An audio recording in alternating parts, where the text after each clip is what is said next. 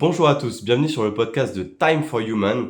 Je suis très heureux de vous accueillir, c'est le premier épisode et aujourd'hui j'ai le plaisir d'accueillir Marius Chalmin, qui est un jeune créateur de contenu, qui a également un podcast qui s'appelle Vivre l'individuation et qui s'intéresse beaucoup au développement personnel. Voilà, donc je vous laisse écouter notre échange avec grand plaisir et n'hésitez pas à me faire des retours. Pour que les gens comprennent bien, toi à la base du coup tu as fait une école d'ingénieur. Ça montre vraiment que toi tu as eu une éducation assez cartésienne, tu as fait une prépa scientifique je crois. Ouais, prépa maths sup maths spé, là on est sur niveau cartésien, on est pas mal aussi. Hein. On est pas mal. Après du coup tu as fait ton école d'ingénieur et c'est au cours de ton école d'ingénieur où il s'est passé un élément déclencheur qui a fait que tu t'étais intéressé au dev perso. Quel a été le switch? Est-ce qu'il y a eu un élément vraiment déclencheur Il y a vraiment eu un gros élément déclencheur. Ok. C'est une rupture, hein, tout simplement. J'étais en couple D'accord. pendant 1 an et demi. Et la particularité, c'est un peu que j'étais en prépa, on a quitté un peu juste avant. La prépa, déjà de base, c'est difficile. Quand tu es dans une rupture qui a duré 1 an et demi, c'est ton premier amour, etc., c'est un peu plus difficile. Quand ensuite elle arrive dans cette même prépa, là, niveau difficulté, on est bien. On est très très bien. Et en fait, j'étais à la Fnac et je sais pas vraiment pourquoi, mais il y a un livre, L'intelligence émotionnelle de Daniel Goleman. Je l'ai vu comme ça, je l'ai pris, je l'ai acheté. Et j'ai découvert l'intelligence émotionnelle en fait, parce que moi vraiment j'étais dans l'intelligence, le QI, etc., tous les trucs vraiment rationnels. Et bien j'ai vu qu'il y avait autre chose. Je me suis dit, mais wow, trop bien, c'est beaucoup mieux. Après j'ai lu les 4 accords Toltec et petit à petit, en lisant de plus en plus de livres, ça a commencé à impacter de plus en plus ma vie. Et sachant que moi j'avais vraiment une rupture, en prépa, t'as la notion de tourner la page. Non, en prépa, non pas trop. T'as pas énormément de filles, t'as pas énormément de temps, tu sors pas vraiment beaucoup de chez toi. T'as juste ton problème comme ça et t'es là, t'es tout seul avec et il faut le régler. Et pour moi, ma solution c'était le développement personnel. Après j'ai eu d'autres anecdotes avec des filles qui ont fait que j'ai travaillé sur moi via ça. Et j'avais un peu mon retour de est-ce que ça va mieux avec les filles ou pas. Et je voyais comme ça, entre guillemets, mon travail.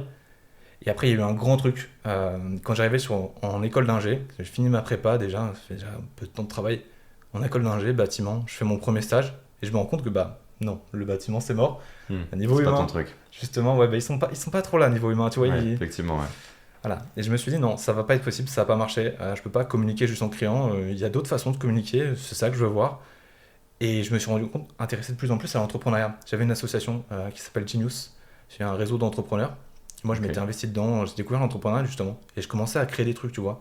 Mon premier truc, c'était une application de rencontre. Génial. Ok, Très donc lié ton avec focus l'amour. il est vraiment là-dessus. Ouais. Amour et test de personnalité, Ok. donc MBTI. J'ai vraiment travaillé longtemps sur apprendre le MBTI. C'est comme ça que j'ai découvert Jung. Et je me suis mis comme ça. Je me suis dit, j'y connais, je vais monter en compétences. D'accord. Mais genre, tu vois, j'étais un peu tout seul, tu vois, je faisais des trucs. Et puis, l'application de rencontre, c'est pas trop sérieux, tu vois. Tu mets ça sur ton CV, j'ai créé une application de rencontre. Aussi, quand même, c'est du boulot hein, de créer une application d'un point de vue Ok. technique. Ouais, C'est je beaucoup suis de boulot. d'accord. Mais D'un je point me de suis vue, dit- après, le sujet, ça c'est libre à interprétation. C'est Mais ça. faut être proche de ses émotions, proche des sentiments. Même si les gens ils le mettent un peu de côté, je pense que c'est central dans les vies de chacun. Mm. Donc je comprends que ça ait un fort impact sur ton propre développement. Ouais.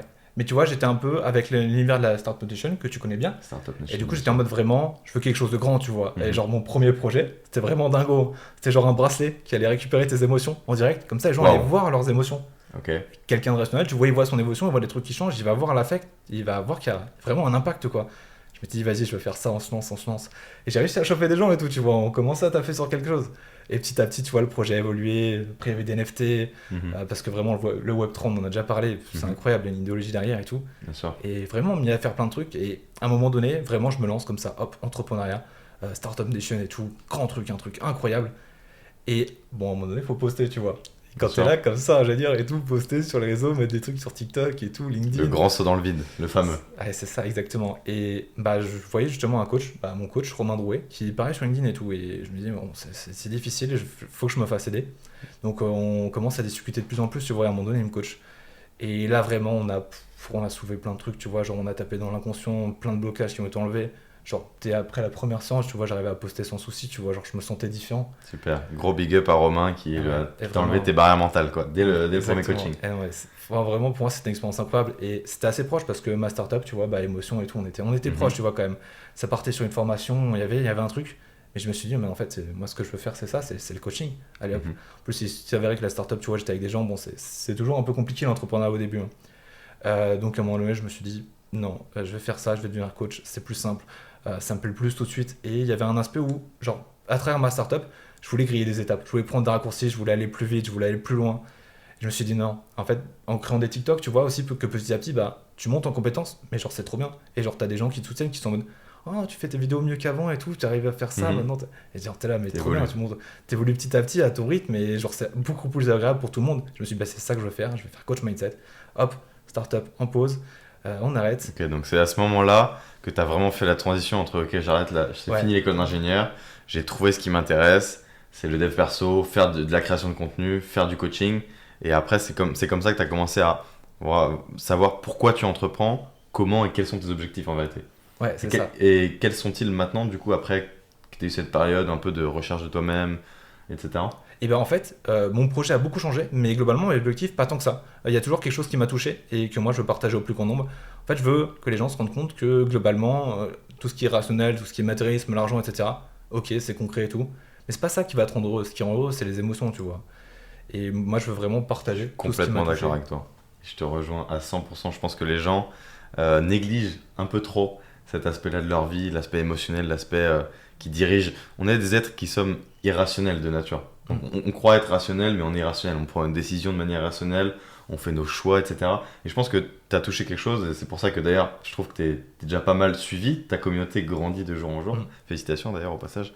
Et voilà, je pense que t'as mis le doigt sur quelque chose. Ouais. Ouais, non, mais c'est ça qui est incroyable aussi. Bah, justement, j'ai fait un TikTok où bah, je parlais du célibat, des attentes sociales par rapport au fait d'être en couple, par rapport au fait de voir du sexe. Et ben justement, il y avait des gens qui disaient bah waouh, t'as touché quelque chose. Il y a peu de gens qui disent ça. Moi, c'est vraiment ce que je vis, tu vois. Et c'est pour ça que je fais ça, tu vois. Genre, Mhm. quand t'as quelqu'un qui dit waouh, là, ça Ça a fait écho avec résonné. ma vie, ça résonne. Ouais, ça fait écho, ça a résonné avec des gens. Avec un grand nombre de gens d'ailleurs, parce Ouais. que cette vidéo a plutôt bien percé, j'ai vu. Cette vidéo a très très bien marché, sachant que ouais, pour moi, c'est un peu fou parce que tu vois leur petit setup dans ma chambre. Mhm.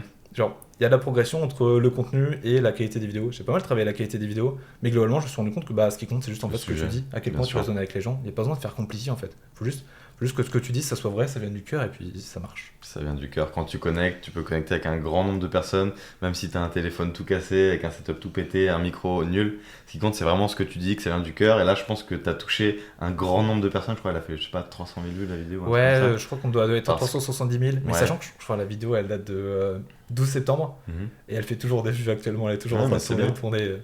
C'est bien, je pense que tu as vraiment ouvert la voie à tout un type de contenu où tu sens que tu as t'as un peu trouvé ton product market fit, comme on dit dans la Startup Nation, entre toi, tes attentes, les sujets que tu veux traiter et l'attente de l'audience, du public, des gens qui te suivent et qui sont vraiment intéressés par ça, quoi. Donc c'est top. Je pense que c'est intéressant pour pour le futur. Et toi, du coup, j'en viens un peu à la question, moi, qui m'anime dans mon podcast et dans ma vie de manière générale. C'est quelle est ta vision de l'humain? Tu m'as beaucoup parlé de l'individuation. Je sais que c'est un sujet qui t'intéresse beaucoup. Toi, c'est une question ouverte, hein. Quelle est ta vision de l'humain? Ouais, alors déjà pour moi, l'humain de base c'est un animal. On a des instincts, on a des choses qu'on porte, on a un conditionnement, il y a plein de choses qui sont entre guillemets ancrées en nous, tu vois, on maîtrise pas forcément. Mais l'humain c'est aussi tout un groupe. Il y a, quand on rentre dans la spiritualité, on se rend compte que bah, en fait on est tous connectés. Et pour moi l'humain c'est une partie d'un tout. Une partie qui est ancrée dans une société, qui a plein de choses qui sont pas à elle, mais qui a aussi des choses qui sont à elle, des tendances personnelles. Ouais, non, je pense que ta vision, elle est très intéressante. Je pense qu'on a un peu la même vision avec tout ce qui est conditionnement en off. Tout à l'heure, on en parlait et à un autre moment, on en parlait aussi. Du fait qu'à un moment donné, tu nais, tu as la chance d'avoir des beaux parents qui s'occupent de toi, qui te font grandir, qui te nourrissent avec leur culture, la connaissance, l'école, etc. Puis après, il y a un moment donné où tu m'avais dit à un certain âge, vers 18 ans, je crois, ce que tu disais tout à l'heure, Ouais, je te tu parlais commences des, à te poser des questions un peu plus profondes, etc. Sur qu'est-ce que tu fais là, qu'est-ce que tu veux faire de ta vie, est-ce que les études que tu vas entreprendre vont t'intéresser ou pas, ou est-ce que tu le fais pour l'argent, est-ce que tu le fais pour satisfaire la vision de tes parents. Il y a vraiment beaucoup de questions qui se bousculent. Et je pense que là, c'est un gros point commun qu'on a tous les deux, c'est qu'on est tous les deux passés par une école d'ingénieur. Pourquoi? Je ne le sais pas.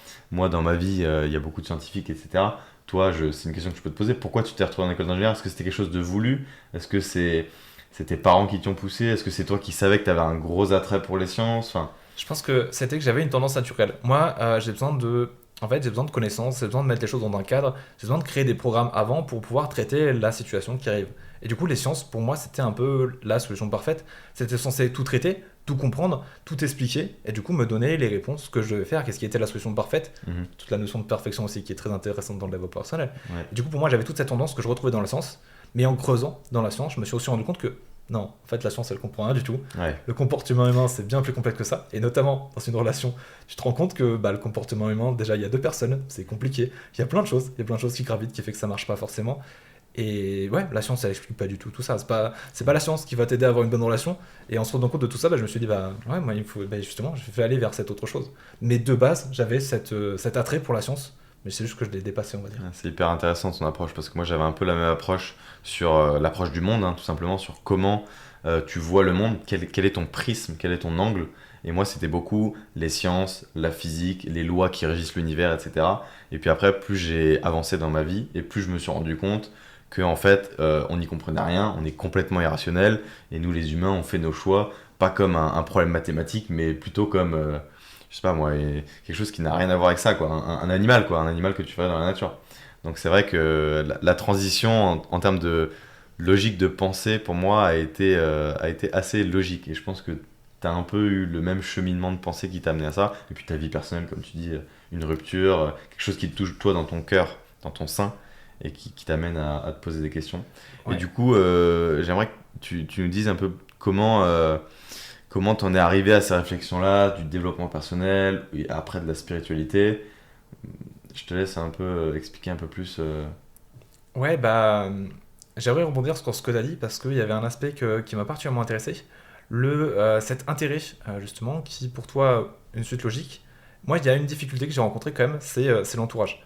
Quand toi, tu as ce trajet-là, ton entourage n'a pas forcément ce trajet-là et il comprend pas forcément ton trajet. Et ça, c'est un peu le blocage que j'ai rencontré et que je pense beaucoup de gens rencontrent. Quand tu passes à toutes ces notions-là, l'entourage en général, il est de quoi tu parles. Hmm. Mon projet, il a déjà été comparé à une secte. Voilà, il y a quand même Ouais. des choses autour de ça. Tu traînes, tu touches la spiritualité. Pour moi, ouais, c'est quelque chose d'un peu dangereux. Il faut faire attention à quand tu vas là-dedans. Il y a plein de gens qui comprennent pas du tout ce Mhm. dont ils parlent. C'est difficile. Et justement, tu disais comment j'arrive tout ça. C'est avant tout du vécu. J'ai pas été directement dans la spiritualité. D'abord, vraiment, quelque chose de très concret, ma relation, ma rupture, comprendre Faut les cadrer, émotions. ouais, tout Voilà. à fait. Moi d'abord, les émotions. Après, j'avais compris que je m'aimais pas. Ok, ça déjà, c'était pas C'est un facile. vrai sujet. J'avais une grande confiance en moi parce que en tant qu'ingénieur, tu as des compétences, tu vois. Et j'étais sûr que tel truc, je peux le faire, tu vois. Mais globalement, mon estime de moi, il était faible. J'avais un peu la notion du si j'arrive à le faire, tout le monde peut le faire parce que globalement, je suis personne. Bref, justement, tout ce travail, je trouvais qui je suis. Et en fait, quand tu trouves qui t'es, tu vas naturellement, petit à petit, vers la spiritualité. Tu comprends que tu es une part d'un tout, tu es connecté à plein d'autres choses. Et voilà, c'est ça mon chemin vraiment. Et tu te trouves ouais, aussi. Ouais, c'est une Ouais. question abyssale qui suis-je? Ouais. Apprendre à se connaître, je pense que c'est le devoir numéro un de tout homme, c'est d'apprendre à se connaître. Et homme avec un grand H, hein, homme et femme bien évidemment. Ouais, évidemment. Mais c'est d'apprendre à se connaître, apprendre à reconnaître ses émotions, savoir qui l'on est, qu'est-ce qu'on aime. Est-ce que, test de personnalité, comme tu dis, MBTI, le fameux, très simple, le plus connu. Hein. Est-ce que tu es introverti, est-ce que tu es extraverti? Quels sont tes objectifs dans la vie? Quels sont tes drivers? Comment tu réagis aux situations? Est-ce que tu vas vers les gens ou est-ce que tu es plus timide? Enfin bref, apprendre à se connaître pour après pouvoir mieux interagir avec le monde et mieux apprécier sa vie, faire augmenter son estime de soi, qui est un gros sujet aussi. Et puis après, il y a toute la pyramide de Maslow, toutes les étapes qu'on connaît au global, mais c'est un travail qui part de soi. Ouais, c'est un travail aussi qui dure toute la vie. Et tu parles de test personnalité, moi je suis un grand fan. Parce qu'il y a plein de notions que tu arrives globalement, tu arrives à mettre les gens dans des cases. Et c'est pratique pour réussir à les comprendre, tu vas avoir des comportements qui vont être plus efficaces parce que tu comprendras un peu mieux la personne. Mais globalement, en fait, dans tout, c'est une question d'équilibre. Se connaître soi, c'est aussi connaître les autres. En fait, tu as plein de dualités, tu as plein de choses que tu veux devoir équilibrer. Et comprendre les tests de personnalité, c'est aussi comprendre que quand tu as fait au début, justement, tu parles sur des trucs vraiment très simples. Introverti, extraverti, rationnel, émotionnel. Rester dans quelque chose de simple. Et en fait, dépasser tout ça, aller sur vraiment... En fait, tu comprends que tout ça, globalement, t'as pas de règles qui marchent. Mais tu crées quand même des cases parce que ça a quand même une certaine utilité. Mais il faut aussi comprendre que, en fait, tu peux tout dépasser. Je suis complètement d'accord avec toi. D'ailleurs, c'est un vrai sujet. C'est qu'il n'y a rien qui est blanc ou noir. C'est pas un MBTI. Toi, tu as un MBTI. Moi, j'ai le même. Tout le monde, chaque personnalité est unique. Chacun a son unicité. Et du coup, c'est impossible de définir ta personnalité avec un test. Ouais. Tout ce qu'on fait, c'est te mettre dans une case. Par exemple, le MBTI, je crois qu'il y en a 16, si je dis pas de 16 bêtises. Et on te met dans celle qui te rapproche le plus de ce à quoi tu corresponds d'après les réponses aux questions que tu as données. Mais quand tu creuses dans ta vie, en faisant beaucoup de tests de personnalité, en rencontrant des gens, etc., en essayant d'apprendre à se connaître, tu vois qu'au final, tu es unique et que tu peux pas être photocopié, quoi, simplement. Ouais. Et je pense que je vais expliquer un peu plus la MBTI, parce que pour moi, c'est mon préféré, parce qu'en fait, ça vient des travaux de Carl Jung. Du coup, il y a une notion derrière qui est beaucoup plus profonde que les tests de MBTI classiques, enfin les tests de personnalité classiques. En fait, le MBTI, il y a certes 16 cases, mais c'est plus compliqué que ça. En fait, il regroupe tout ça en termes de fonctions. On a en fait deux fonctions, des fonctions de traitement d'information et des fonctions de prise de décision. Il y a deux fonctions de prise de décision et deux fonctions de prise d'information. Et ces fonctions-là, elles peuvent être introverties ou extraverties, ce qui fait plein de nuances. Et globalement, en fait, au total, si tu as bien compté, avec introverti et extraverti, ça fait 8 fonctions. Parmi ces 8 fonctions, on n'en a que 4 qui sont à nous, qui sont conscientes. Mais en fait, il y en a 2 qu'on n'a pas débloquées. À 18 ans, en fait, on a 2 fonctions. Après, si on fait ce travail de développement personnel, d'aller vers soi, on va choper les fonctions qui sont l'opposé, qui vont permettre d'atteindre justement cet équilibre.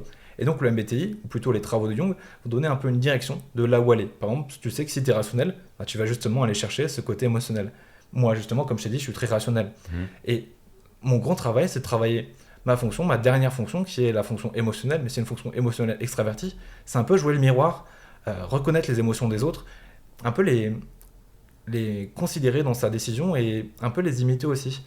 Voilà, il y a toute une direction que justement donne le MBTI. Et vu que, en fait, t'es pas juste un type, t'es à quel point t'as débloqué tes fonctions. Moi, on va dire que ma dernière fonction, elle est assez éveillée, c'est assez rare parce que je fais du travail pour. Mais la plupart des gens qui auront le même type que moi, ils n'auront pas cette dernière fonction. Et ils n'auront pas cette sensibilité-là aux émotions. C'est marrant ton approche, comment tu vois ça un peu comme un jeu vidéo, tu débloques des niveaux et t'as une fonction, c'est marrant, je sens ton approche émotionnelle, mais je vois ce conditionnement à la rationalité, à mettre des cases, des niveaux, etc. C'est vraiment intéressant de la manière dont tu le décris. Et en plus, au fond, moi je suis un grand geek, hein, j'adore les jeux vidéo, je trouve qu'il y a plein de choses qui sont incroyables derrière tout ça, j'ai moi-même beaucoup joué. Et pour moi, il y a tout un débat, les jeux vidéo bénéfiques ou non. Pour moi, c'est complètement bénéfique. Il y a plein de choses qui sont complètement géniales dans les jeux vidéo. Et le problème, c'est juste que le reste du monde n'est pas au niveau des jeux vidéo. Les jeux vidéo, en fait, ils arrivent à concrétiser des choses que la plupart des gens n'arrivent pas à concrétiser. Tu as la notion de récompense dans les jeux vidéo, donc tu as aussi dans plein d'autres choses. Hein. Mais globalement, dans la vie, des récompenses concrètes, une impression d'avancer que tu as dans les jeux vidéo, c'est difficile de l'avoir dans la vie. La vie est un jeu, sauf que personne te dit « Ah, t'as passé un niveau ». À part quand on te donne un diplôme à la fin de tes études, mais ça, c'est un autre parallèle que je fais. Et justement, quand tu dis « la vie est un jeu », il y a actuellement la règle du jeu que la plupart des gens comprennent. Pour la plupart des gens, la règle du jeu, c'est gagner de l'argent. C'est vrai, c'est un gros sujet. Voilà, on va en parler parce que c'est un grand sujet. La règle du jeu, pour la plupart des gens, c'est gagner de l'argent. Et on pourrait croire qu'on est dans le même jeu. Moi, c'est pas ça mon objectif de gagner de l'argent. Ça fait partie du jeu, oui. Mais pour la plupart des gens, c'est vraiment la grande règle. Et moi, justement, mon truc, c'est me détacher de tout ça, trouver, regarder le jeu de plus loin et de comprendre vraiment tout ce qui marche. Eux, ils ont...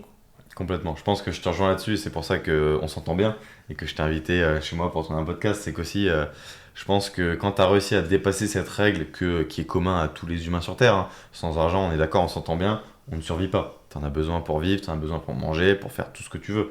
Mais la chose, c'est que si tu arrives à te détacher de cette course à l'argent effrénée dans notre mondialisation, dans cette logique de surconsommation, etc., qui, d'ailleurs, la surconsommation a un impact direct sur les humains parce que le marketing veut que tu achètes des choses pour combler des besoins qui sont existants ou pas, mais si tu comprends que ces besoins ne sont pas réellement, ne t'apportent rien, in fine, d'acheter un objet, ça ne t'apporte pas grand-chose en fait.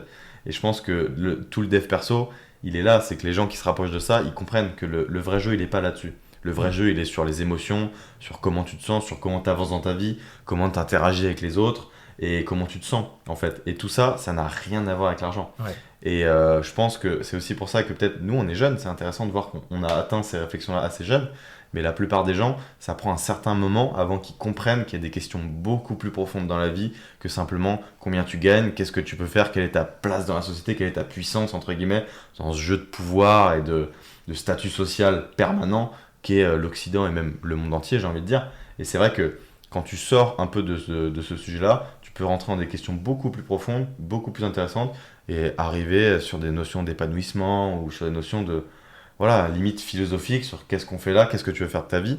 Et d'ailleurs, ça m'amène à la dernière question qui, moi, me tient vraiment beaucoup à cœur, parce que j'ai eu des moments de vie où je l'ai vraiment remis en question, des questions profondes, une sorte de petite mort qui m'amène à me dire qu'est-ce que je fais de mon temps de vie sur Terre, en fait. et ça va être la deuxième question que je vais te poser fondamentale. Après, quelle est ta vision de l'humain? C'est quelle est ta vision de qu'est-ce que tu veux faire de ta vie? Comment est-ce que tu vois ton temps de présence sur Terre? Et à quoi tu veux te dédier? Bon, j'ai bien compris que tu as des sujets qui t'intéressent, mais voilà, c'est une question ouverte que je te pose. Donc, qu'est-ce que tu comptes faire de ton temps de vie sur Terre à présent? Ouais, bah déjà, il y a deux trucs sur lesquels je veux rebondir. Tu dis qu'on est jeune, et ce qu'il faut comprendre, c'est que la plupart des gens vont atteindre notre niveau d'avancement plus tôt. Ils vont comprendre le jeu plus tôt. Et c'est une réflexion que Alex Hormozy avait par rapport à Gary Vee sur la notion du mentorat. Gary Vee, il donne plein de contenu gratuitement, il aide plein de gens, tu vois. Complètement. Et Alex Hormozy a atteint un niveau proche de Gary Vee, entre guillemets très tôt, potentiellement plus vite. Mais en fait, il va jamais dépasser Gary Vee. Parce que Gary Vee, tout ce qu'il fait, c'est justement permettre aux gens d'aller à ce niveau-là le plus vite possible. Et en fait, si jamais il arrive à aller aussi loin, c'est juste que Gary Vee est trop fort. Et nous, c'est pareil. On met des notions et les générations après nous vont atteindre ce niveau bien plus tôt. Moi, je parle à plein de gens qui sont vraiment très jeunes et très éveillés. Et je trouve que c'est juste incroyable. Et c'est ça qui fait que ce qu'on fait, ça a de la valeur. Parce que globalement, il y a aussi une continuité. Il y a le fait que nos générations avant nous, ils avaient moins de personnes qui ont... Pour moi, il y a le niveau de conscience de la planète. Le niveau de conscience de la planète, c'est les idées qu'on va amener. Et c'est en élevant ce niveau-là que plus tôt, les gens vont atteindre ça. Et c'est parce qu'il y a des gens avant nous qui ont élevé le niveau de la planète que nous, on a pu arriver à ça aussitôt. Et justement, qu'est-ce qu'on est arrivé? Et pour moi, c'est quand tu parlais des règles du jeu, les vraies règles du jeu qu'on a trouvées, pour moi, c'est l'amour. Einstein le disait, l'énergie fondamentale derrière toute chose, c'est l'amour. Et c'est à ça que je veux consacrer mon temps. L'amour, d'abord, que j'ai pour moi, et l'amour que je vais pouvoir donner aux autres, en cultivant mon amour pour moi. C'est beau ce que tu dis, ça me touche. Et je te rejoins, je la connais, cette fameuse citation d'Einstein sur l'énergie et sur l'amour, et c'est fondamental. Nous qui sommes des scientifiques, ça nous touche parce qu'on comprend. Et émotionnellement, c'est ce qui relie le plus d'êtres humains sur Terre. Je veux dire, la seule loi fondamentale qui relie les êtres humains, c'est ça, faut pas chercher ailleurs. Et après, il y a des jeux de pouvoir, etc. Mais parce que, voilà. Mais je pense que c'est fondamental de le dire, et je trouve que tu l'as très très bien dit. J'ai saisi ce que tu veux faire, en gros, dans ton projet, et je trouve que c'est d'ailleurs un très beau projet sur lequel tu te lances. Et je tiens à te féliciter, et je t'envoie toute ma force et mon soutien. J'ai hâte de voir un certain nombre d'invités, parce que je rappelle que c'est mon premier invité, donc Marius. C'est la première personne aussi avec laquelle, dans l'entrepreneuriat, j'ai réellement connecté et eu un coup de cœur, parce qu'on traite des sujets qui sont similaires. Il fait du dev perso, j'en fais aussi. On traite de sujets qui vraiment sont le conditionnement, l'individuation, qui est un de ces grands sujets. Peut-être que tu peux en parler aussi un petit peu d'ailleurs. C'est vrai, je peux parler un peu de tout ça. Et bah déjà, merci. Tout ce que tu dis, ça me touche beaucoup. Je suis très content d'être le premier sur ton podcast. Moi aussi, j'ai un podcast et je comprends le plaisir que tu as dans le podcast. Échanger avec des gens, en fait, tous les deux, on fait les choses pour la même chose. Parce qu'on aime échanger. Ouais. C'est un réel kiff. Et moi, justement, dans ce que je fais, mon plaisir numéro 1, c'est d'aider les gens à trouver leur voie. C'est aussi pour ça que j'aime beaucoup les tests de personnalité. Trouver ça fondamentalement, qu'est-ce qui fait de toi quelqu'un d'unique. Et tu en as parlé aussi de l'unicité. Pour moi, c'est vraiment la base de la base. Sujet. Et cette unicité, parce que pour moi, mon mentor, c'est Jung, même si il est mort, quoi. Vraiment, ces livres m'ont beaucoup touché et tout ce qu'il a mis en place. Et pour ça que, pour moi, je parle pas de développement personnel parce que c'est trop vague, tout le monde a un peu sa vision. Moi, je parle d'individuation. L'individuation, c'est se distinguer des normes de la société, se distinguer du conditionnement. Voilà, c'est ça mon travail, entre guillemets. Et avec, en fait, l'individuation, dans ce que Jung a mis en avant, c'est une communication entre tout ce qui est inconscient, qu'il appelle l'ombre, et tout ce qui est conscient. Et en parlant d'ombre, c'est aussi pour moi, je sais pas si on en parlera peut-être, mais est-ce qu'il y a des gens qui nous motivent? Moi, il y a Chloé Bloom, je trouve qu'elle fait un travail incroyable. Et justement, elle a un programme actuellement qui est sur le travail entre l'ombre et la lumière, qui revient sur Jung. Elle a écrit un livre sur l'amour. Moi, je me sens très proche de ce qu'elle fait. Et pour moi, ça a l'air de beaucoup vibrer. Ouais, pour moi, mais en plus, j'ai eu la chance de lui parler en vrai sur scène, et c'est une personne qui me motive dans ce que je fais. Et justement, on parlait de... Pour moi, c'est elle qui m'a... C'est pas elle qui m'a montré, c'est Mariam Gaderi qui m'a montré que ce que je voulais faire, c'était possible.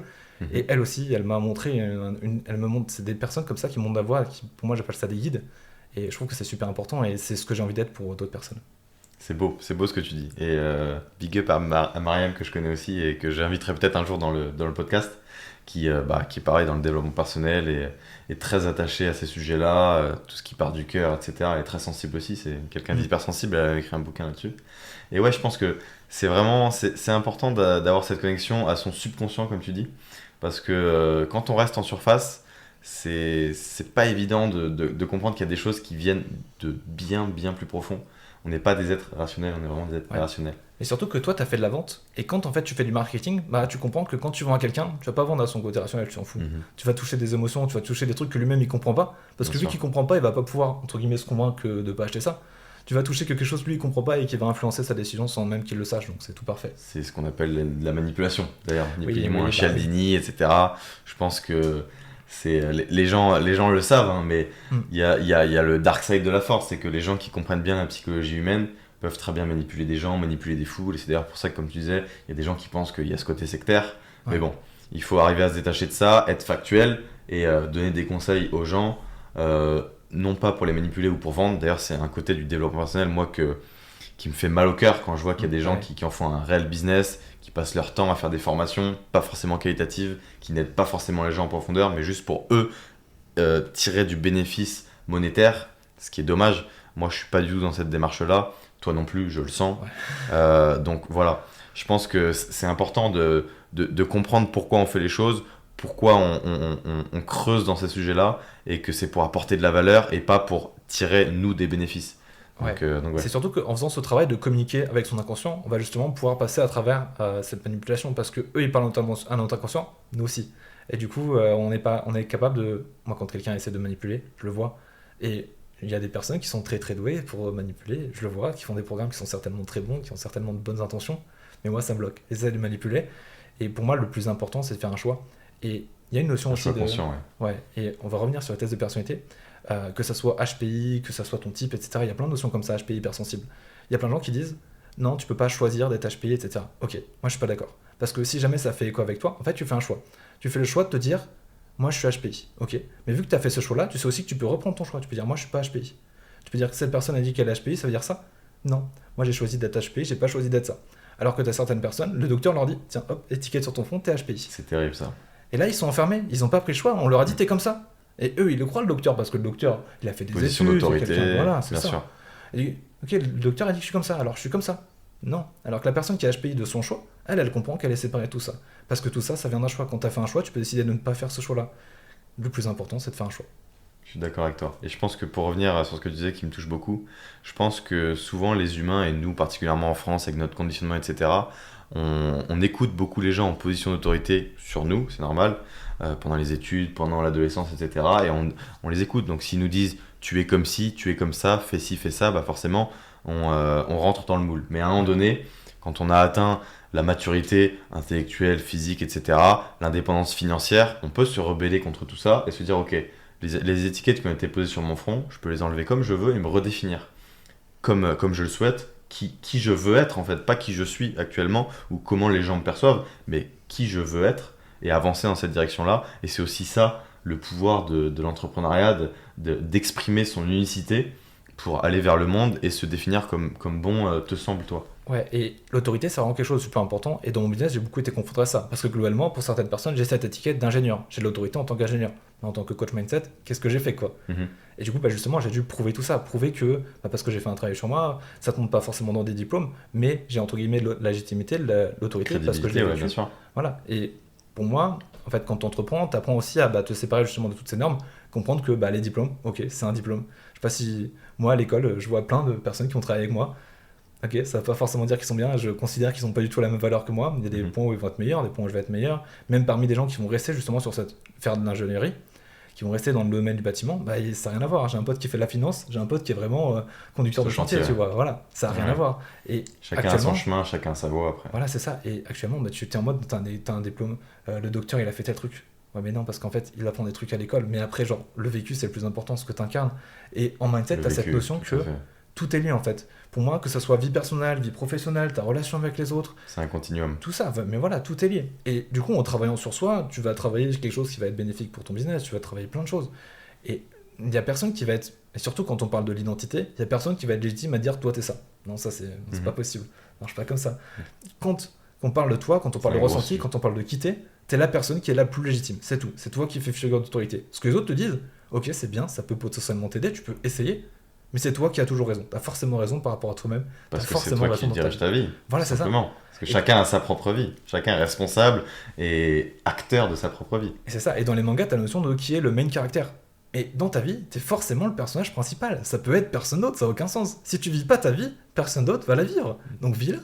C'est beau. C'est beau, et c'est ce que je m'évertue à dire d'ailleurs beaucoup sur LinkedIn. J'écris pas mal en ce moment, et ça résonne aussi avec ce que tu fais, tes vidéos, etc.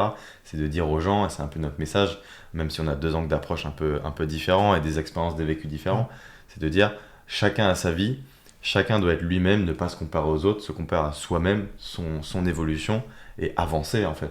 Parce que personne d'autre n'a d'impact sur ta vie, c'est toi qui dois avoir l'impact sur ta propre vie, et après impacter les autres si toi-même tu arrives à trouver qui tu es, à trouver ta place, etc. Ouais, et complètement. Et pour moi, il y a une notion, toujours cette notion de tout relier. Moi, j'ai fait pas mal de musculation, et quand tu fais la musculation, justement, c'est un des premiers trucs qu'on t'apprend. Tu te compares pas aux autres, tu te compares à qui t'étais hier. Mhm. Et pour plein de personnes, ceux qui font de la musculation, ça va être évident. Mais ils le sortent pas en dehors de leur vie. Et justement, pour moi, le mindset, c'est apprendre à tout relier. Que ce que tu fais en musculation, ça va te servir pour ton business. Ce que tu fais dans ton business, ça te sert dans la musculation. T'as plein de choses que ce que tu fais dans ton business, ça te sert dans ton amour. Je suis Tout est relié. hyper d'accord avec toi, je te rejoins à 1000%. Moi, je suis un ancien grand sportif, pas grand sportif, mais je pratiquais beaucoup. J'ai fait presque 15 ans de tennis, donc sport individuel, mental, pareil. Après, j'ai fait de l'escalade, sport individuel aussi. Donc, j'étais toujours dans cette recherche de toujours plus, toujours aller plus loin, chercher mes limites, chercher à me dépasser. J'ai fait aussi un peu des sports co. C'est une question que j'allais te poser. Est-ce que toi, ça a eu un impact dans ta vie, ce côté. Parce que c'est vrai que le sport, c'est toi contre toi, quoi. Ouais. Tu vois, c'est ton propre corps que tu pousses toujours, tes muscles, c'est ton mindset qui te dit abandonne. Moi, tu dis non, j'en veux plus, je veux aller, etc. C'est vraiment. Et je pense que ça déteint sur qui tu es en tant que personne et après sur comment tu gères les choses dans le pro, dans l'affectif, dans tous les rayons de ta vie, en fait. Ouais, mais je suis complètement d'accord. Moi, j'ai fait un peu de sport co, j'ai fait un peu de tennis, j'ai fait pas mal de trucs. Mhm. J'ai fait beaucoup de volley. Volley, c'était vraiment un sport que j'aimais bien. Mais c'était pas tant dans la relation d'équipe, c'était vraiment contact avec la balle, ma relation Mhm. avec mon sport, enfin avec mon corps. Après, j'ai fait pas mal de musculation et vraiment, pendant un an, c'était intensif. J'y allais, je devais faire 6 jours sur 7 Ok. à la salle, vraiment, 1 à 2 heures. Surtout pendant Avec la diète, tout ça, tu m'en rentrais tout le package? Diète, pour moi la bouffe c'est important, donc Mhm. je pesais pas tant que ça, je mangeais des trucs quand même qui me faisaient plaisir. Après j'ai quand même une alimentation très saine, hein. Je vais pas manger de D'accord. McDo, je vais pas manger de fast food. Mais beaucoup au feeling. J'ai pris des protéines en poudre parce que voilà, j'ai regardé quand même, il faut une telle quantité de protéines. Quand je fais les choses, je les fais sérieusement, donc Mhm. voilà. Petit Après, bémol, moi je te dirais, l'organique c'est mieux. La bouffe oui, organique, c'est ça. Mais bon, ouais, on est moi je suis d'accord. passé par là aussi, j'ai aussi mangé des protéines un peu au début. On veut tous gagner du bus rapidement, forcément. C'est ça. Mais voilà, après, voilà, il y a plein de notions autour. Des fois, c'est plus pratique de prendre des protéines. Moi, dans ma relation à mon sport, il y avait vraiment un moment donné où j'étais à fond. J'allais vraiment à fond. Après, j'ai mis un peu posé, j'ai réfléchi à pourquoi je faisais ça. Quand j'ai lancé mon business, c'est vraiment devenu ma priorité numéro un. Je fais toujours un peu de sport parce que bah, sinon tu rouilles quoi. Sûr. Je sais que, ouais, c'est ça. Je sais que si jamais je fais pas de sport pendant un certain temps, bah, je vais déprimer, tout simplement. Je suis juste déprimé, c'est tout. C'est très simple. Donc, il faut quand même que j'ai un certain contact avec mon corps, c'est quelque chose d'important. Mhm. J'ai un peu essayé le yoga aussi, je veux faire des trucs un peu.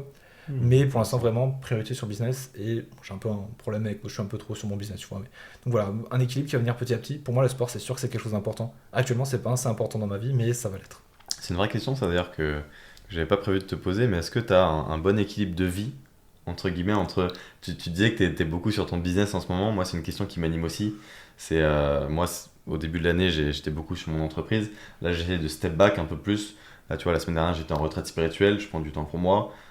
C'est important. Est-ce que toi, tu sens que tu arrives à trouver l'équilibre entre ce que tu veux faire professionnellement, donc de tes journées, etc., ce que tu veux proposer, ton métier, quoi, et à côté, ta vie perso, tes amis, ta famille, machin, tes relations, et toi-même, trouver Ouais. du temps pour toi-même. Alors, la réponse est très simple, non. Ok. Je vais développer un peu, mais ouais, il y a aussi parce que je débute, j'ai des choses que j'ai envie de prouver, des choses que j'ai envie de faire, des choses que j'ai envie de créer. Et c'est vraiment ma priorité numéro un actuellement. Donc, il y a des choses que je mets de côté. C'est sûr, c'est pas bénéfique. Mais quand tu es dans le business aussi, il y a plein de choses qui viennent mentalement. J'ai beaucoup de culpabilité quand j'ai l'impression de pas travailler assez, quand je travaille pas, quand je fais autre chose. J'ai un peu cette volonté de me donner au maximum, tu vois. Mhm. Mais après, j'ai aussi, bah, comme je t'ai dit, j'en sais quand est-ce que je vais entrer en dépression, je sais quand j'atteins des limites un peu, je sais ce qui me motive pas. Et moi, je suis aussi un peu au début, tu vois, donc j'arrive à voir ce qui va aider ma productivité, ce qui va pas l'aider. Donc j'ai beaucoup de travail sur ça, beaucoup de réflexion, tu vois. Actuellement, mon équilibre, il est pas ouf du tout, mais il y a toujours cette écoute de mon corps qui fait qu'on est sur une pente progressive. Pour moi, c'est le plus important. Mhm. Je fais pas non plus que travailler, hein. Pour moi, un des gros trucs, c'est les mangas. J'adore les mangas, j'aime bien les jeux vidéo aussi. Ok. Ouais, vraiment un gros truc, les mangas. J'ai besoin de mangas parce que ouais, vraiment, tu passes t'es complètement ailleurs. Tout le reste, ça compte pas. Ils ont une capacité de prendre l'attention. Et pour moi, ça, c'est important. Mon attention, elle soit complètement occupée dans ce que je fais. Mhm. J'ai besoin de stimulation. De stimulation. Donc, ouais, les mangas, pour moi, c'est une méthode où je suis complètement dedans. Je suis complètement ailleurs. Et ça me permet de faire des coupures, tu vois, quand même. Intéressant. Donc tu as conscience quand même que pour l'instant t'as pas trop l'équilibre, mais tu penses que ça va aller en s'équilibrant sur le Ouais. futur parce que comme tu dis, tu commences en activité, tu as des choses à prouver. C'est bien, je trouve que tu as une très belle clairvoyance sur ta propre situation parce que c'est pas facile de step back, essayer de voir un peu de l'extérieur où est-ce que j'en suis, est-ce que je suis encore en train d'être la tête dans le guidon à charbonner pour prouver des choses à des gens, ou est-ce que c'est vraiment pour moi parce que je veux atteindre des objectifs et est-ce que j'y trouve mon bonheur, mon épanouissement, etc. sur le moment T. Je trouve que tu as déjà une belle maturité sur ça alors que tu débutes à peine l'entrepreneuriat. Ouais, mais moi j'ai des cycles en fait, ce qui fait qu'il y a des fois où je vais être vraiment à fond, et à un moment donné où je vais être plus dans une dépression, je vais prendre du recul, je vais avoir du mal à faire tel truc, parce que globalement j'ai pas tout qui est entre guillemets dans l'ordre, je sais pas exactement ce que je veux, il y a des phases de doute, tu vois. Mhm. Ce qui fait qui qu'il y est a des normal. phases où vraiment je suis à fond et des phases de dépression où je vais prendre du recul, je vais voir un peu tout ce que je fais, et je vais réfléchir à qu'est-ce qui est important pour mon business, qu'est-ce que je fais pour moi, qu'est-ce que je fais pour plaisir. J'ai encore ce besoin un peu de gagner d'argent, j'ai ce besoin de prouver des choses. Normal. Voilà. Tu l'auras toujours, hein, je veux dire, tu sais, à tout âge, hein, nous on débute globalement dans l'entrepreneuriat et dans la vie au sens large, mais c'est vrai qu'on pourra en reparler dans quelques années. Je pense que nos objectifs évoluent et que ce soit des objectifs financiers, des objectifs en termes d'atteinte de public, de développement d'une société ou de développement de soi-même. Je pense que toi, quand tu auras atteint un bon développement, peut-être que tu te retourneras vers d'autres sujets, j'en sais rien. C'est évident que il y a des étapes dans Ouais. l'évolution et qu'après tu te focuses peut-être sur d'autres choses, d'autres sujets quoi. C'est cyclique comme tu dis. Ouais, moi je pense que c'est aussi un peu par rapport à la spiritualité. Je sais que plus ça va, plus je vais vers la spiritualité. Mhm. Sachant que il y a cette notion en fait d'ancrage, ancré dans sa vie. Il y en a qui vont chercher une solution dans la spiritualité, qui se perdent un peu qui ils sont. C'est vrai. Moi vraiment, mon construire qui je suis, créer des ancrages, là je me crée des ancres. Et plus ça va, plus je vais partir loin. Et je sais que je vais partir très loin dans la spiritualité. Je Mhm. sais aussi ce qui m'intéresse. Je sais que plus tard je vais faire des conférences, je vais D'accord. faire des retraites. Intéressant. Ouais, moi j'aime bien être. En vrai, j'aime bien parler. Être comme Je vois ça ça. devant les gens. C'est bien, c'est le but. Et ouais, là, c'est la première fois que je suis dans un podcast et Mhm. vraiment, c'est trop bien. Je kiffe trop comme ça, toutes ces questions et tout. C'est un plaisir de te donner la parole et de te permettre de exprimer tout ce que Ouais. tu as exprimé. C'est génial, Ouais, c'est top. mais c'est trop bien. En plus, on connecte, genre, Mhm. et c'est ça qui me plaît. Genre, et même quand j'étais monté sur scène avec le Bloom, tu vois, genre vraiment, t'as un truc qui se passe. Genre, tu dis, waouh, t'es là, t'es en face de. Et elle, vraiment, quand elle parle, genre, ce qu'elle dit, j'ai des extraits que je réécoute. Mais genre, Ça te touche. ouais, ça touche la vérité. Et même, globalement, elle a touché tout le monde dans la salle, tu vois. Genre, c'est impressionnant ce qu'elle va dire. Et ouais, moi, c'est quelque chose que je veux atteindre, quoi. C'est intéressant. J'ai mis un bémol même parce que tu dis elle touche la vérité. Je pense pas qu'il y a une vérité. Je pense que chacun a sa vérité. Je pense qu'elle a touché la vérité qui toi, sur ta vérité à toi, se rapproche le plus parce que elle résonne avec toi. Tu es sur la même fréquence qu'elle, ça se voit. Tu m'en as parlé souvent en on, en off. Et je trouve ça bien que en fait tu ailles vers un peu cette loi de l'attraction naturelle. C'est qu'en fait tu vas vers les gens qui t'animent, tu vas vers les gens qui t'attirent naturellement et tu t'évites un peu plus ceux qui sont pas dans tes logiques de vie, tes valeurs, etc. quoi. Ouais, complètement. Non, mais ouais, t'as tout à fait raison. Il n'y a pas une seule vérité. Mais quand on parle de ressenti, tu vois, il y a des moyens d'être plus proche de ton ressenti à toi, Mhm. plus proche d'expliquer des mécanismes un peu plus généraux. C'est sûr que si tu dis ça à quelqu'un, par exemple, tu dis ça à quelqu'un du BTP, il va pas comprendre ce que tu dis, ça va pas le toucher, tu vois. Mhm. Mais ouais, par rapport à son audience, etc., elle a une tournure de phrase qui fait qu'elle va réussir à toucher un maximum de gens. Et je pense que c'est surtout qu'elle est plus proche de sa vérité à elle. Mhm. Et du coup, elle est plus proche de. Je sais pas, ça se traduit bien dans ma vérité à moi. Je pense Ouais. que ouais, c'est peut-être ça. Ah, mais c'est beau. Et je pense que comme tu dis, après, les gens, en fonction de quel est leur environnement, avec qui ils interagissent, quelle est leur personnalité, ils ont un peu des bulles différentes et Mhm. chacun a des bulles différentes dans la société. On est Ouais. tous des... Et je pense qu'il faut qu'on parle un peu de réseau, parce que toi, Ouais. t'es très doué sur ça. Et moi, je trouve. C'est gentil, merci. Et ouais, parce que déjà, en tant qu'entrepreneur, c'est super important. Mhm. Et globalement, peu importe ce que tu fais, avoir des gens, l'environnement. Il y a un mec qui disait on est la moyenne des 5 personnes avec qui on est proche. Bien sûr. Bon, je pense que c'est un peu faux parce que justement, le développement personnel, pour moi, le fait de écouter des podcasts, lire des livres, ça va permettre d'esquiver un peu tout ça parce que tu as des podcasts qui vont être très personnels où la personne va parler vraiment de son vécu, tu vas va pouvoir se faire livrer, écho. ouais, totalement. Et c'est ce que j'ai envie de créer, hein, justement. Et avec ça, tu vas pouvoir échapper un peu à cette moyenne. Je sais que moi, j'ai un peu mes amis en tant qu'ingénieur, tu vois. Mhm. Globalement, la plupart, quand je leur parle de ce que je fais, tu vois, ils sont en mode wow, c'est un alien, lui. Et justement, je sens que je me sépare un peu de tout ça, de ces proches-là, et je me recrée aussi un peu un réseau parce que c'est important globalement. L'humain, on a besoin d'échanger avec des gens, connecter avec des gens, et comme ce qu'on fait là, D'accord avec toi. c'est le plus important. C'est même central. Je pense que tu prends n'importe quelle personne à l'état donné dans laquelle il est, qu'il soit dans un pays donné, qu'il soit dans une langue donnée, une culture donnée, il a un terreau fertile de départ, mais après, s'il se sent pas à l'aise, s'il sent qu'il faut qu'il aille vers un ailleurs, que ce soit un autre job, ou une autre culture, une autre langue, voyager, que sais-je, je pense qu'il faut avoir cette ouverture d'esprit, de comprendre là où est-ce qu'on peut être le mieux pour exprimer au mieux son plein potentiel. Et ça, moi, je pense que c'est vraiment un sujet.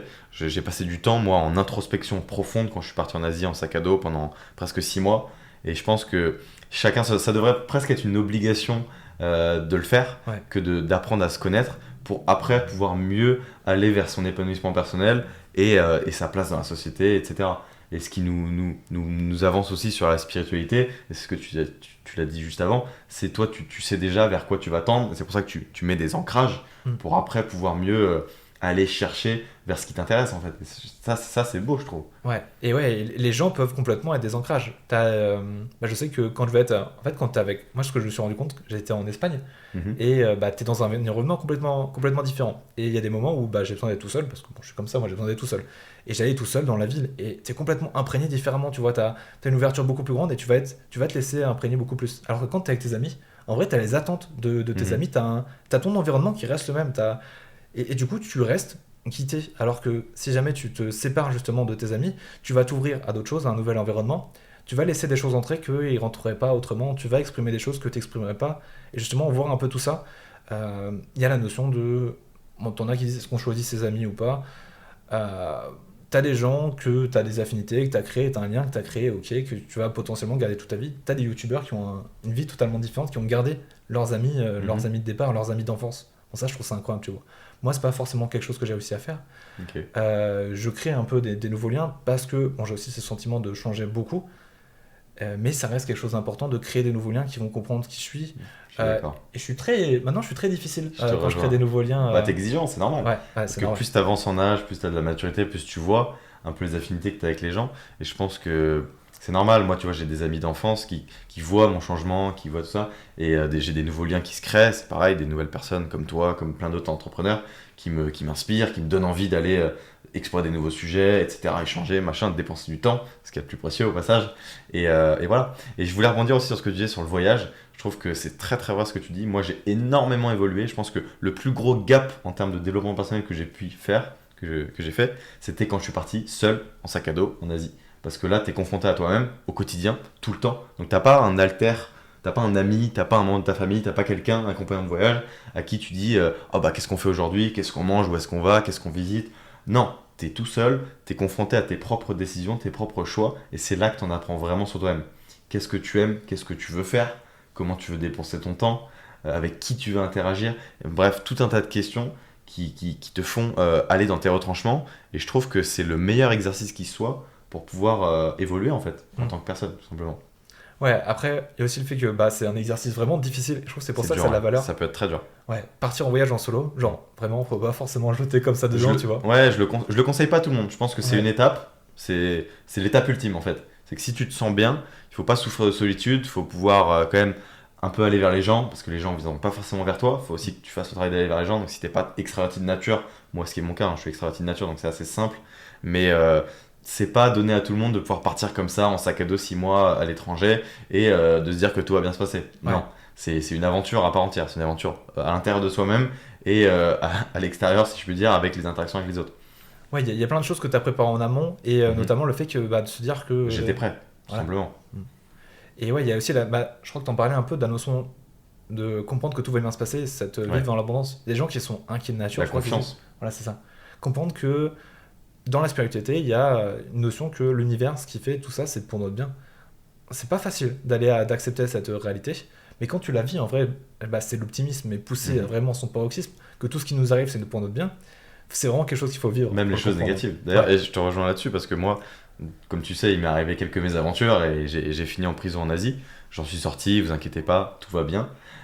Mais c'est vrai que souvent la vie te fait vivre des choses pour te faire évoluer. Et moi maintenant, je pense que j'ai admis ça et j'y crois, tout simplement. Il y en a certains qui appellent ça le destin, d'autres qui disent que c'est comme ça. Il n'y a pas vraiment de coïncidence, c'est que ta vie, ton chemin t'amènera à avoir des embûches.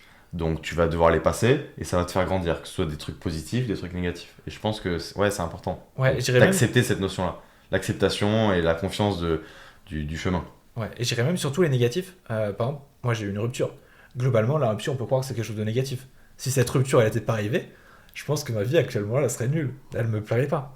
Et c'est C'est des un point fois, de départ, ouais. ouais. Et tu as la notion en développement personnel surtout où la souffrance c'est quelque chose de positif. Et bon, tu as aussi dans Dragon Ball Z où il dit vraiment les scènes, tout ce qui tue pas les rend plus forts. Et en vrai, c'est très vrai. Tout ce que C'est tu as vrai. affronté, tout ce qui t'a fait souffrir, c'est ça qui permet de faire vraiment grandir. Parce que globalement, l'homme, on est tous feignants. Si on a une solution Sortir de de zone de facilité, confort. voilà. Si jamais on Bien prend sûr. la solution de facilité, on va le faire. Et pour moi, c'est aussi pour ça que c'est important d'être célibataire. Parce que quand tu es en couple, bah, justement, ce que tu parlais d'alter, de quelqu'un sur qui tu peux te reposer, tu as des personnes dans leur couple, ils vont se reposer sur cette personne. Moi, je sais qu'avant, j'avais pas confiance en moi, mais c'était via mon couple que j'avais une certaine confiance en moi. J'acquérais plein de choses. Oui et Mais non, après- je suis pas complètement d'accord. Je me permets de te contredire parce que je pense que si. En fait, dans le couple, c'est vrai qu'il y en a qui s'oublient. Et c'est vrai que tu peux vite t'oublier parce que l'amour fou, quelqu'un te donne de l'attention, te donne de l'amour, etc. Et tu ne fais plus qu'un. Il y a ce fameux nous dans le couple. Mm. Mais je pense que les êtres, les gens, je parle d'êtres, hein, les gens qui arrivent à se détacher, à rester eux-mêmes, même dans le couple, c'est un niveau de développement personnel et de maturité, etc., qui est assez fort pour se dire, ok, je suis une personne, j'ai mes envies, j'ai mes attentes, j'ai mes besoins, et après, j'ai mon copain ou ma copine avec qui je passe du temps, je construis des choses, etc. C'est une relation. Mais après, c'est construire les relations, hein, c'est construire les relations aux autres, c'est déjà être bien avec soi-même Ouais. pour pouvoir être bien avec les autres. Que ce soit avec ses parents, avec ses amis, avec sa famille, avec son copain, sa copine, plus tard avec ses enfants si t'en as. Enfin bref, c'est vraiment ce côté, je contrôle qui je suis, mes émotions, mon ressenti, pour pouvoir après contrôler avec les autres et construire des relations de qualité. Mais Non, je suis d'accord avec toi. Ouais, je suis exactement d'accord avec toi. C'est surtout que pour moi, avant, j'avais pas la notion d'aide que j'ai actuellement. Actuellement, si j'avais une relation, ça serait très bénéfique pour moi. Parce que, et tu l'as dit, à un moment donné, tu vois des choses, quand tu as un certain développement personnel, tu vois des choses que la plupart des gens voient pas, que j'étais pas capable de voir avant. Et je verrais la relation d'une manière totalement différente. Mhm. Parce que j'ai débloqué, moi j'aime bien cette notion de jeu vidéo, j'ai débloqué des choses que j'avais pas avant, qui fait que maintenant je peux avoir une relation saine. Avant, j'avais pas tout ça, parce que le couple, ça libère plein de choses par rapport à ce que t'enfouis, par rapport à ton subconscient. T'as la notion, le mythe d'Oedipe qui est très connu. Bien sûr. Moi, ma première copine ressemblait beaucoup à ma mère. Hein. Vraiment beaucoup. Hein. Non, mais pour l'anecdote, elles avaient la même date de naissance. Waouh. Enfin, date de naissance, 22 novembre, hein, pas le. C'est pas plus mal Pas la même année. que ça soit fini alors, parce que ça a cassé le Ah, c'est- mythe de Deep, ça te oui. permettra d'aller vers ailleurs. Et du coup, cette relation a soulevé plein de choses. À un moment donné, j'étais en vacances avec mes parents et ma copine, tu vois, et je me suis rendu compte que mes parents m'avaient jamais soutenu assez dans ma vision des choses, tu vois. Ok. Et dans ma relation avec ma copine, c'était pareil, elle me soutenait pas du tout. C'est pas bien ça. Ouais, et on avait justement une embrouille, j'ai demandé est-ce que tu m'as déjà soutenu? Elle n'a pas répondu, on s'était fait la gueule. Mais du coup, la relation de couple soulève plein de problèmes que tu as par rapport à toi. Moi, si jamais je demandais, j'avais besoin de soutien, tu vois, genre, t'es pas. Enfin, il y a des gens qui vont se soutenir dans le couple, il y en a d'autres Mhm. non. Tu vois, ça dépend vraiment de ce que t'es, de ce que t'as besoin. À ce Ouais. moment-là, j'ai besoin de soutien. Maintenant, j'ai beaucoup moins besoin de soutien. Et je sais aussi, j'ai conscience de mes besoins, ce que je vais chercher dans le couple. Pour elle, c'était normal de pas soutenir son copain pour des raisons. Et moi, j'avais ce besoin-là que je me suis rendu compte et que du coup, j'ai travaillé dessus. Et maintenant, j'ai moins besoin de soutien extérieur. Mhm. Je suis beaucoup plus indépendant, ça me permet aussi ça, tu vois. Tu t'es construit, c'est bien. Mm. Après, à l'échelle individuelle, c'est normal. On a besoin de. Un couple, c'est non seulement quelqu'un qui va te donner de l'amour, de l'attention, mais c'est aussi un partenaire de vie. C'est quelqu'un avec qui tu te construis et tu avances toi-même. Donc c'est important de savoir si est-ce que c'est la bonne personne, est-ce que c'est quelqu'un avec qui tu peux construire ou est-ce que c'est quelqu'un qui te tire vers le bas. Ouais. Et je pense que ça, c'est toute la grande question quand tu arrives à peu près à un âge de maturité. Quand tu te mets avec quelqu'un, c'est de se dire, ok, tu fais la part des choses, elle est bien pour moi ou pas, elle a une bonne influence sur moi ou pas, et sinon, les choix doivent être pris, les décisions Ouais, mais doivent tu être vois, prises. là, t'es dans un truc très rationnel, alors que pour moi aussi, c'est ça. C'est vrai. Le couple, C'est c'est un la- mix entre le lâcher un rationnel et l'émotionnel. Et Tout il à y a fait. notamment, pour moi, qui gérait très mal mes émotions, le couple crée beaucoup, beaucoup d'émotions avec lesquelles je n'étais pas à l'aise, j'arrivais pas à gérer, tu vois. Mhm, Et donc j'étais complètement contrôlé par ces émotions-là, mhm. et je pouvais être beaucoup moins rationnel parce que c'était mon côté émotionnel qui prenait l'avant, tu vois. Je suis d'accord avec toi. Et moi, j'en suis la première victime hein, dans ma vie personnelle. J'en parlerai pas trop dans le podcast parce que ça me regarde. Mais c'est vrai que d'un point de vue amoureux, c'est compliqué quand tu te dis je veux me développer, machin, je fais du développement personnel et tout, je suis à fond sur moi. Mais quand tu aimes quelqu'un, tu t'oublies forcément parce que nous sommes des êtres irrationnels et c'est normal. Et je pense que c'est aussi la beauté de la vie. C'est qu'il y a des fois, il faut arrêter d'intellectualiser, souffler, let it go. Et voilà, t'es bien avec toi-même et t'es bien avec les gens aussi. C'est bien des fois, ne pas trop se poser de questions. Mais c'est vrai que il faut quand même avoir assez de maturité pour pouvoir faire un step back, prendre du recul et se dire est-ce que c'est bien pour ma vie ou pas. Après, t'as les amis, t'as les gens qui te connaissent, ta famille, qui peuvent te dire, voilà, qui te voient changer aussi de l'extérieur. Moi, j'ai beaucoup changé ces dernières années et je vois que les gens que j'ai rencontrés, une copine que j'ai pu avoir, ça a de l'impact. Ça a forcément de l'impact. Donc, ça fait partie de l'équation. Et comme tu le disais si justement d'ailleurs, cette rupture t'a fait complètement prendre une tournure de vie qui aurait été peut-être différente si t'étais resté avec cette personne, je sais pas. Ouais, non, mais Donc, c'est sûr que ça aurait été très très différent. Notre relation n'était pas du tout bonne pour aucun de nous deux. Hein. Ça a duré longtemps, mais il y avait plein de problèmes dedans. Hein. Donc, ouais, c'était vraiment quelque chose de très bien que ça soit arrêté et j'ai appris beaucoup de choses. Mais surtout, justement, parce qu'avant, j'étais vraiment. En fait, moi, il y a des chances que je sois hypersensible.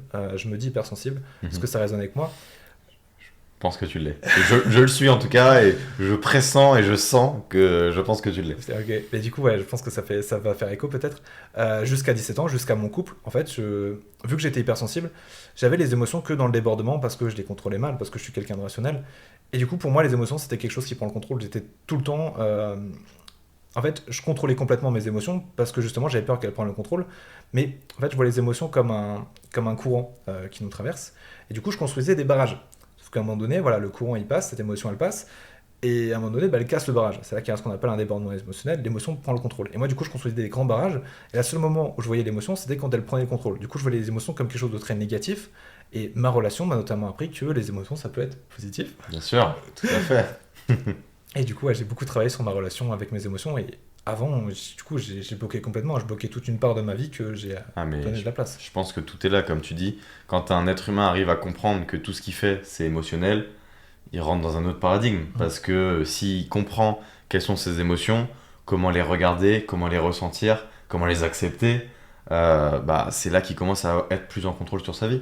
Et moi, c'est un truc qui m'intéresse beaucoup en ce moment, tu vois, c'est la méditation, la pleine conscience, vraiment comprendre qu'est-ce qu'on ressent et comment on accepte ce qui nous traverse, parce qu'une émotion, ça nous traverse. La joie, la peine, la douleur, la colère, de l'amour, même si c'est une émotion bien plus profonde, ça nous traverse aussi. Et on peut décider, entre guillemets, de l'accepter, de la refouler ou d'en faire des barrages, après de la laisser nous déborder. C'est sûr que c'est un vrai sujet. Et je pense que tous les gens qui en ont conscience et qui travaillent sur ça peuvent, entre guillemets, mieux profiter de leur existence sur Terre et de leur vie parce qu'ils sont plus en contrôle, tout simplement. Et ils sont aussi peut-être plus épanouis parce qu'ils acceptent mieux leurs émotions, qu'ils les ressentent mieux, etc. Que ce soit les hypersensibles ou les gens qui sont limite à l'inverse opposé, qui sont pas trop dans le ressenti et qui sont assez froids, etc. Ouais, mais je pense que globalement, tous ceux qui sont pas. Enfin, c'est juste qui construisent des barrages, tu vois, à un moment donné. Ouais, si tu veux ça vivre, explose. si tu veux de l'émotion que. En fait, pour éprouver de l'émotion positive, il faut accepter qu'on va éprouver de l'émotion négative aussi. Il faut laisser tomber les barrages. Et comme ça, la vie est plus épanouissante, comme tu l'as dit. Complètement. Et justement, le fait d'accepter, pour moi, c'est la clé. Et tu en as parlé aussi.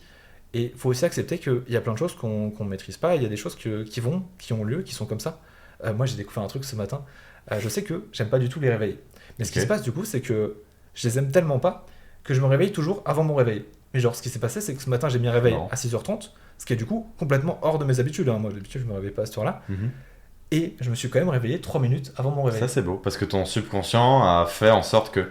Et tu vois, c'est incroyable. Et moi, je me suis demandé, mais. Parce que, en vrai, ça fait un moment, tu vois, je l'ai un peu entraîné avec les siestes, je fais toujours des siestes de 20 minutes. Pour moi, le sommeil, c'est important, tu vois, j'ai quand même j'ai une belle relation avec.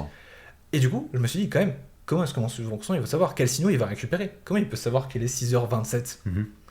Et l'horloge biologique. Ouais, mais qu'elle soit aussi performante, moi ça m'impressionne. Tu vois, c'est juste des choses comme ça. Moi, il y a des choses sur le corps que tu peux juste accepter parce qu'elles sont. Le corps est fabuleux. Voilà, le corps est incroyable et ton corps est parfait, quoi. Il est en tant que parfait, tu dois l'aimer. Et justement, dans mon podcast, le deuxième épisode, c'était Dave qui disait ça. Que tout est parfait. L'ikigai, ça lui a appris que tout est parfait et du coup, il vit comme ça dans une vie où tout est parfait. Et ça, c'est beau. C'est magnifique ce que tu dis. Et je te rejoins. Je pense que c'est même pas. Je suis pas sur la notion de perfection. C'est que c'est comme c'est en fait. Faut accepter la réalité telle qu'elle est. Les gens tels qu'ils sont, les émotions telles qu'elles sont. Je veux dire, le monde est façonné tel qu'il est parce que c'est comme ça en fait. On ne Ouais. peut pas être toujours à se dire, tu peux essayer de le changer et dépenser de l'énergie, etc. Mais il faut accepter les choses telles qu'elles sont. Je pense que ça, c'est la première grande étape, révélation de toute personne qui réfléchit un peu au global, c'est faut accepter, tout simplement. Et justement, il y a une grande pensée qui est peut-être un peu plus proche du bouddhisme, qui est il suffit d'être. Et ce qui est contradictoire dedans, c'est qu'on peut pas juste être. Globalement, si quelqu'un, par exemple ton voisin, il va juste essayer d'être, il va justement être dans ce conditionnement, tu vois. Alors que quand tu fais ce travail sur toi, justement, tu vas trouver quitter. Et à la fin, en fait, quand tu as trouvé quitter, tu as juste besoin d'être et c'est assez. Comprendre ça, je trouve que c'est assez C'est incroyable. c'est une forme de minimalisme à l'extrême dans l'existence. Ouais. Et je pense que c'est pour ça que, comme tu disais, les bouddhistes qui arrivent à méditer des heures durant, faire des retraites spirituelles, etc., et se retrouver et être pleinement. Parce que c'est vrai que notre environnement, tout ce qui est autour de nous, tout ce qui gravite autour de nous dans notre vie, nous éloigne un peu de notre être, de qui on est et de ce qu'on veut faire à l'essence même. Et c'est pas évident d'ailleurs de faire le tri, Ouais. d'arriver à dire ok, ça c'est pas forcément ce que je veux, c'est pas forcément bon pour moi, parce qu'il y a des pressions qui s'exercent, c'est pas évident. Et justement, on parlait il y a pas longtemps de guide. Moi, j'avais fait un post où je parlais du coup de test de personnalité. Et Mhm. toi, tu avais commenté, tu avais dit il suffit de suivre son cœur.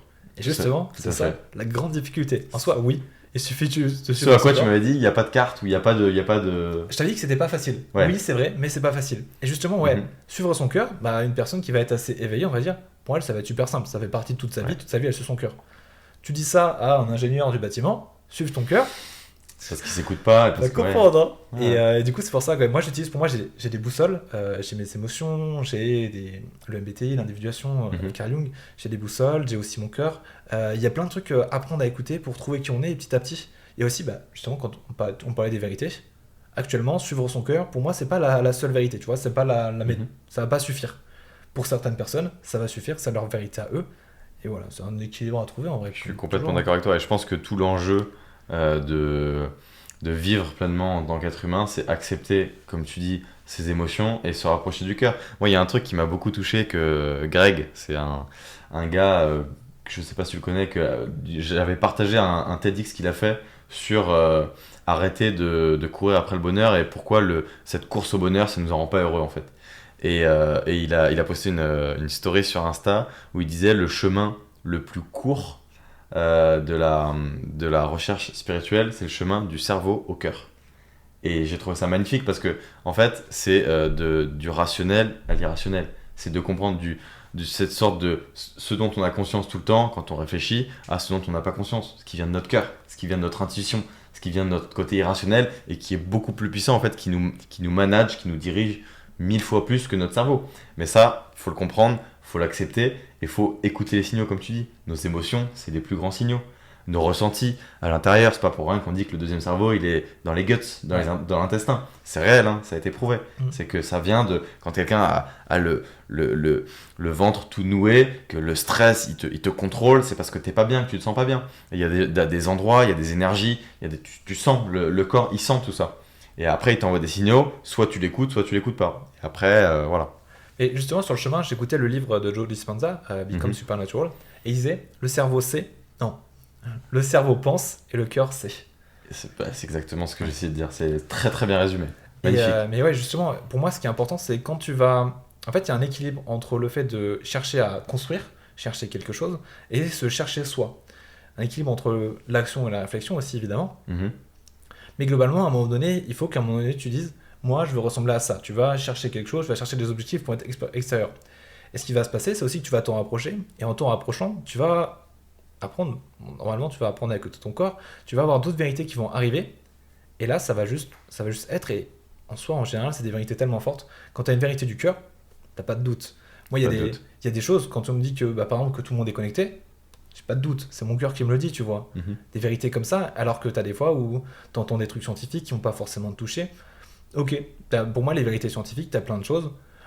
Que la Terre soit ronde ou plate, d'accord. Je sais que la. Enfin, je Ouais, pense prouvé, que on la sait. Terre, elle est ronde. Oui, bon, on sait parce qu'on l'a vu aussi. Il y a plein de choses sur le fait que la Terre soit ronde. Mais c'est pas la même vérité. T'as pas la même. Tu vois, c'est globalement le fait que la Terre soit ronde, c'est une vérité que tout le monde autour te dit, tu vois. Mm. C'est pas quelque chose que tu as éprouvé, ça n'a pas la même valeur. T'as pas eu la chance d'aller dans l'espace comme Thomas Pesquet pour que C'est vrai. Tes sens te disent oui, bah elle est là, je la vois, je la ressens, c'est évident. Mais je comprends ce que tu dis. Quand Ouais. ça vient du cœur, c'est forcément une vérité. Et pour Et, moi, ouais, euh, c'est ça. La science essaie de te mettre des trucs, elle va te dire, ok, ça c'est vrai, on l'a testé, c'est vrai. Mhm. Mais c'est pas la même vérité qu'une vérité du cœur, ça a une valeur totalement différente. Et je pense que c'est aussi pour ça que les gens qui sont spirituels, ils sont moins sur les réseaux. Parce qu'ils n'ont pas besoin Non. de prouver leur truc. Ils ont une connexion à autre chose plus profond. Ouais, et t'as des vérités que, enfin, globalement, un scientifique, tu vois, quand quelqu'un le dit, non, ça c'est faux, il va dire, mais si, regarde, j'ai prouvé. Quand t'as quelqu'un de spirituel, tu vas lui dire, non, ce que tu dis c'est faux, l'énergie fondamentale, c'est pas l'amour. Il s'en fout, il a pas de doute, il a zéro doute, son sûr. cœur le dit. Ouais, tout à fait. Et je pense qu'on va pouvoir clôturer là-dessus. On a passé l'heure de discussion. C'était un réel plaisir, honnêtement, Marius. Je pensais pas qu'on divaguerait autant et qu'on en arriverait à autant de sujets qui me touchent au plus profond de mon cœur aussi. Donc c'était vraiment sympa d'avoir ton parcours, de pouvoir parler de comment t'en es arrivé à ingénieur, le dev perso, l'entrepreneuriat, ta vision de l'humain, comment tu veux passer ta vie sur Terre, la spiritualité. C'était vraiment un grand plaisir. Donc merci à toi. Et j'espère qu'on va faire, c'est sûr même, qu'on va faire le return et que je pourrai avoir la chance de venir sur ton podcast, l'individuation, pour parler de beaucoup de sujets, tout simplement. Ouais, plaisir partagé, vraiment, c'était incroyable. Du coup, moi, premier podcast, beaucoup d'émotions et Mhm. ouais, on a beaucoup connecté, tout ce qu'on dit, ça faisait écho. Ça fait même, enfin, je sais pas, ça fait 1 heure qu'on en parle avant le podcast. Ouais, ça fait, ouais. Vraiment, ça s'en finit C'est pas, on a plein de passé sujets. en 5 minutes, ouais, Ouais, c'est incroyable et on va encore parler, encore longtemps. c'est sûr. Et vraiment un plaisir incroyable. Merci. Et merci à vous. N'hésitez pas à écouter, à nous faire des retours, à partager. Enfin bref, voilà, c'était un plaisir. C'était Cyril et Marius sur Time for Human. Bye bye.